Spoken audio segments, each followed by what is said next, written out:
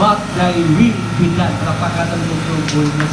Grabe, ang kabubuton sa Dios may matuman, was kung ang kabuto sa bukton sa may matuman, magmadaugon ka. Palakpakan ng Panginoon. Ha?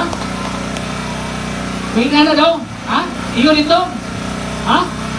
May anghel na minawgi ka sa langit, mga og naglikod kaniya. So karon wala na yung anghel. Wala na yung anghel. Ngayon padala mo itong buhay Diyos. Ngayon, gibilin akong sabat. Ha? Gibilin akong sabat dito.